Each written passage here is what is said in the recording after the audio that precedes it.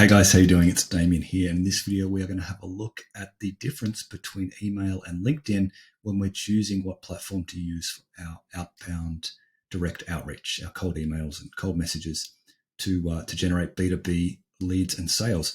So you can see in this chart that I've created this table. We've broken it down into about about six different categories based on different strengths and weaknesses between the two platforms. A lot of people I speak to, they sort of assume that our lead generation method uses one or the other. They think we're going to use just LinkedIn or just email. And it's not always that simple. There's different reasons to use either platform. If we can, it's great to use both. But today I'll run through some reasons why you might want to choose one or the other, depending on your goals and your budget and things like that. So when we talk about email, we're talking about cold email outreach. And in this case, we want to follow the set processes where we're going to create some separate domains, separate sending accounts. And using those strategies, we can send a high volume of emails. So when we're talking about monthly reach, if we do our standard sort of setup that we do for a lot of clients and we recommend as a starting point, it's often about 10 domains is what we'll register. And this allows us to send campaigns from about 30 different email accounts that we rotate between the campaigns. And each email account can send 30 emails per day. So if we're using 30 email accounts, that allows us to send up to 900 emails per day from our outbound campaigns using email. That adds up to about 6,600 people a month. It's even including a couple of follow-up messages, taking up some of that capacity. So in terms of monthly reach, in just terms of the people that we can get our message in front of, for email, by default, with a standard setup, we can reach 6,600 people a month.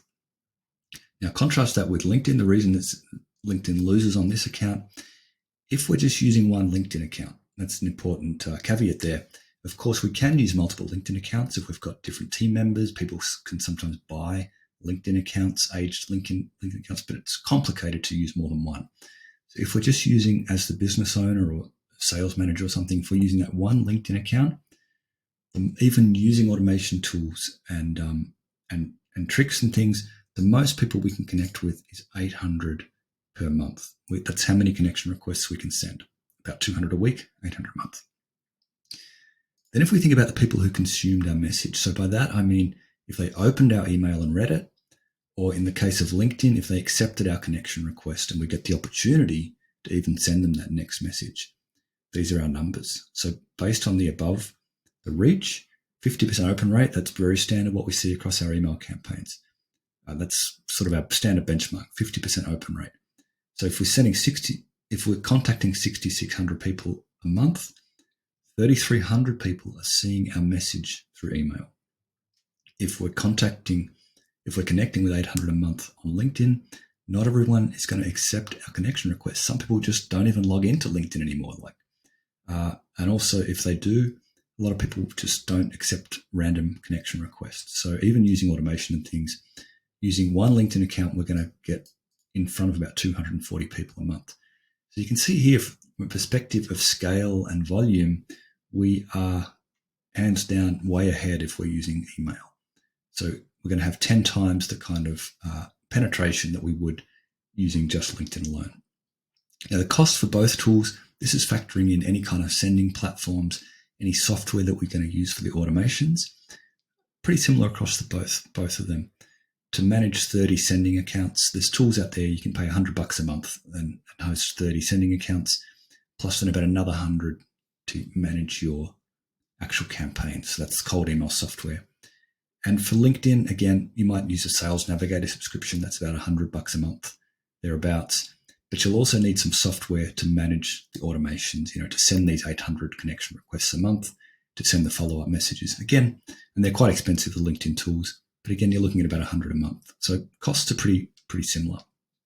Now, I'm not including the costs there of your data. So if you're going to use other tools to build your data lists, that could be an added expense if you're going to buy lists. That's probably more important through email because LinkedIn, obviously, you've got a search engine built in. All the tools that use LinkedIn automation, you can just perform a search in either Sales Navigator or regular LinkedIn. You can use that pre-made search to fuel your campaigns through your LinkedIn outreach. So in terms of ease of setup, email, it's not the simplest thing to set up. If you're going to set up 30 sending accounts, that's quite time consuming. You might pay someone to set that up for you, but it's going to be an added expense. But either way, it's going to take a little bit of effort and resources to set up the infrastructure of 10 sending domains and 30 email accounts. Now contrast that with LinkedIn. If you want to start doing outreach on your LinkedIn account, very simple. You just sign up for some software, you connect your account, and you're off to the races. So it's much simpler. Sign up and getting started with LinkedIn. In terms of effectiveness, now I know from our email campaigns over large sample sizes, all different industries, all different offers, by default, we look at about a 1% booking rate. So if 3,300 people saw our message, about 1% of them will end up in a conversation with us, whether that's filling in an application or actually signing up for a demo, booking a call in our scheduling calendar. That's pretty standard. Sometimes it's more, sometimes it's less, but 1% booking rate. Now, LinkedIn, when you actually do manage to get through to people, it is more engaged because we're having a conversation with them in the messages. And if they've checked their LinkedIn, it's going to be less saturated than an email inbox. If you think about how many emails you get per day, it's probably hundreds. Whereas LinkedIn, you get a few LinkedIn messages, you get a bit of spam in there, but it's a lot less than email. So we're going to call that a 3% booking rate. And if we're getting in front of 240 people a month, 3% booking rate means we're getting 7 conversations going per month. If we're getting in front of 3,300 people via email with a 1% booking rate, it's just simple maths, it's about 33 calls a month. So you can see here, between the two platforms, email has a much better potential for scale and volume. If you've got goals where you want to be acquiring multiple clients every month, email is the way to go. If you've got more moderate goals and you're happy having a few conversations a month, talking to a couple of people a week, LinkedIn might be enough to get it done. But having said that, we usually recommend trying to use both platforms, and they can work in very nicely together. So something that we've started doing is, from our email campaigns, the people who consumed the message but didn't book, or maybe who opened the message but never replied, we can then use those people as a sort of starting point for LinkedIn, and we can use LinkedIn as a supplemental thing to the email campaigns. And we can say, hey, not sure if you saw my email the other day, but I mentioned how we help blah, blah, blah. So I'd say don't make a choice between one or the other. Try to use them both. But as you can see here, they've both got pros and cons. So I hope that was helpful. Let me know if you've got any questions. All right, cheers.